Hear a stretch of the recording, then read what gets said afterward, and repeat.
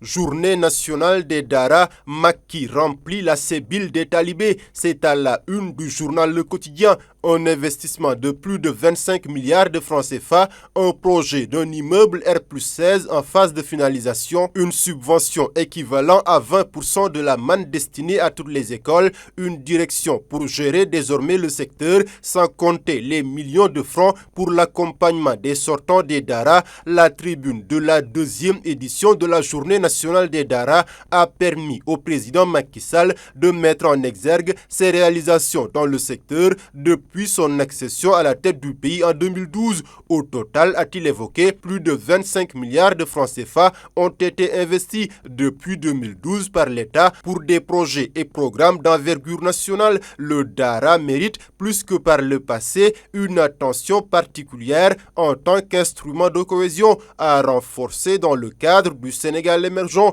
a relevé le chef de l'État dans son allocution. Le président de la République d'annoncer une enveloppe de 6 milliards de francs CFA disponibles pour améliorer les conditions de vie dans ces lieux de quête du savoir. Le journal d'ajouter que la finale de la première édition du Grand Prix Macky Sall pour le récital du Coran a consacré Ndeye Bousso Diatara de Touba qui a remporté 20 millions de francs CFA. Week-end d'investiture, le PS et l'AFP adoubent Amadouba. C'est à la une du journal Enquête. Le Parti socialiste a investi le Premier ministre candidat de Benno Bokk Yakaar à l'occasion de son congrès extraordinaire d'investiture tenu ce samedi à la maison du parti Léopold Sédar Senghor. Le candidat promet de s'inspirer du legs de ses probables prédécesseurs pour continuer à mettre le Sénégal sur les rails de l'émergence. Oui, je travaillerai à fortifier ce Sénégal uni que nous ont légué les présidents Senghor, Abdou Diouf, Abdoulaye Wade et Macky Sall. Oui, un Sénégal solidaire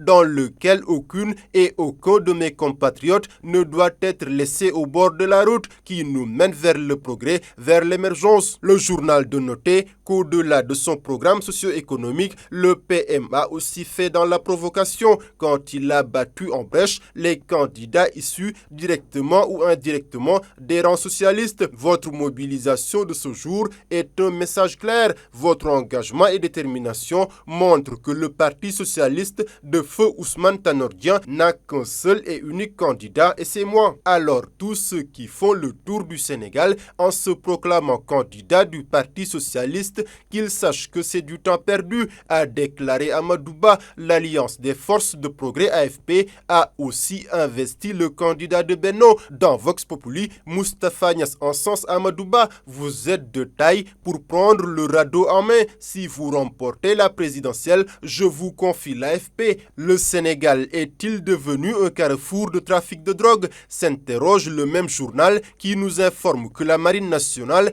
a encore réussi un coup en interceptant un navire qui transportait 3 tonnes de drogue dure. Le navire dénommé Temfay a été intercepté à 425 km de nos côtes au sud du pays par des éléments de la Marine nationale à bord du patrouilleur de haute mer le Wallo. La valeur de la drogue selon le journal est estimée à un minimum de 126 milliards de francs CFA. Dans ce navire, 7 individus y étaient, un Sénégalais, un Vénézuélien et 5 Bissau-Guinéens. Ils ont été acheminés en même temps que leurs marchandises à la base navale Amiral Faye Gassama. En 3 semaines, selon le quotidien, ce sont 6 tonnes de drogue dure qui ont été interceptées par la Marine nationale. Des saisies qui attestent, selon la tribune, que le Sénégal est devenu un passage pour les trafiquants de drogue. L'enquête d'ajouter qu'un marabout, un musicien et un célèbre snapper impliqués dans ce trafic sont dans le collimateur des forces de défense et de sécurité.